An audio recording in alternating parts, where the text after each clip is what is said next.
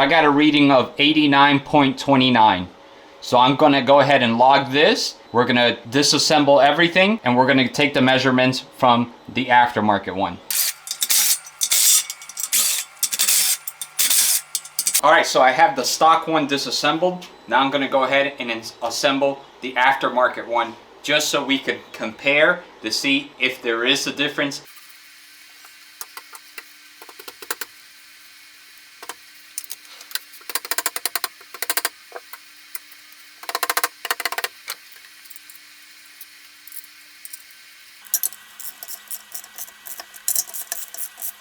So now that I have everything torqued down, I'm gonna go ahead and install the spacer.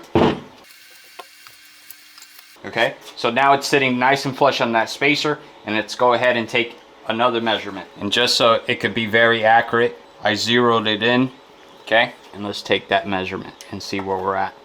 I have no idea what's gonna happen, how much it's gonna be, how much of a difference there's gonna be, but that's why we're conducting this experiment, to teach you guys and how to do this and the different variations that when you combine these together, what you end up with. All right, so I'm ending up with 84.23. And just so we can compare what would happen if you wasn't to put a block behind this clutch, let's remove it. And now I'm getting 95.24. All right, guys, so let's discuss what we have discovered here. Okay, we have the stock clutch and pressure plate, okay, the friction disc and pressure plate together. We had a combination of these two. We had 89.29 millimeters, okay. We have the aftermarket one, the same flywheel. I did not change the flywheel. We have a combined stack height of 84.23, okay.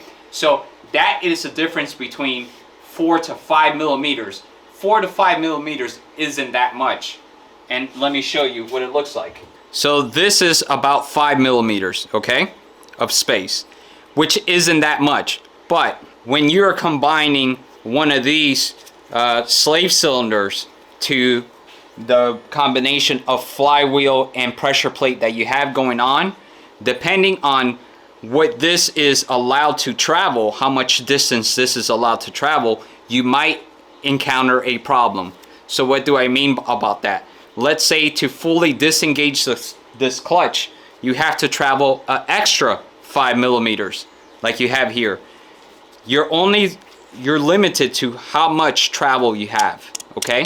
So this is fully compressed, and then you clutch in and this extends to disengage the clutch, okay? If you're missing a whole other 5 millimeters to fully disengage that clutch, you're not gonna be able to properly disengage the clutch. You're probably gonna burn out the clutch prematurely. You're gonna run into all sorts of complications. You won't be able to put it into gear. You might get some grinding, okay? You're gonna have a problem. You're not gonna be happy. So what should you do? You should always measure the stack height to make sure when you're combining the two pieces together or three pieces together that everything is gonna work properly. And also remember, when it comes to measuring the stack height, remember, like I told you before, measure from the back of the surface of this, because we took the comparison when it laid flat on the table. We had 95